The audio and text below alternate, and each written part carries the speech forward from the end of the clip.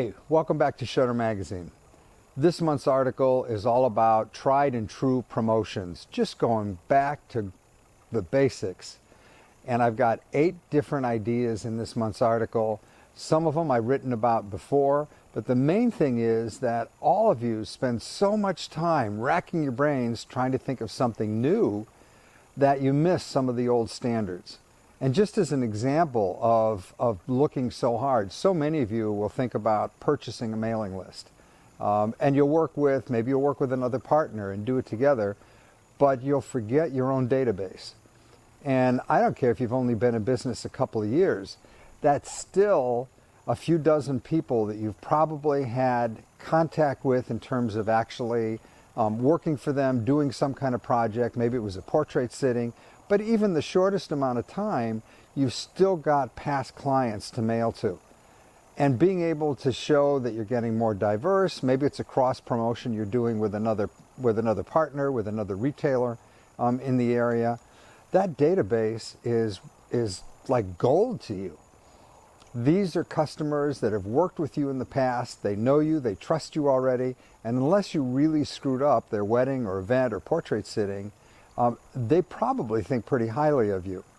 Now, in terms of the promotions that I talked about, I want you to pay careful attention to the very first one that talked about Doug Box.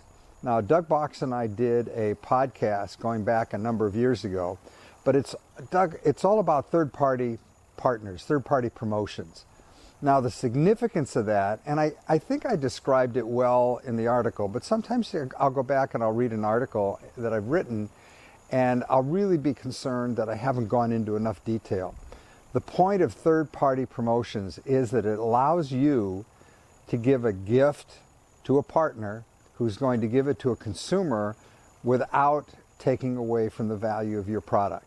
So, for example, if you did a certificate for a discount or a free sitting, it's going to be invisible that you're the one that's actually giving it away. You're going to give it to your realtor, for example, and your realtor is going to use it as a gift he or she gives to a client, to somebody whose home they've sold. It's a great way to insulate yourself and prevent yourself from being a commodity item in terms of your pricing. You'll also find date night in there. One of the greatest resources, pick up the phone and call your lab. All you got to do is say what's new. And the other thing to think about is what's old. For example, canvas prints, they're old to you, but there are so many consumers that have never seen them. I've probably got 4 or 5 of them in my home that were gifts over the years from great photographers and good friends. And when people are in my home that aren't in our industry, they are blown away by the quality of these things. They can't believe that they're actually photographs. So don't be short-sighted in terms of always thinking that you've got to have something that's absolutely new. Go back to some of the promotions that are tried and true.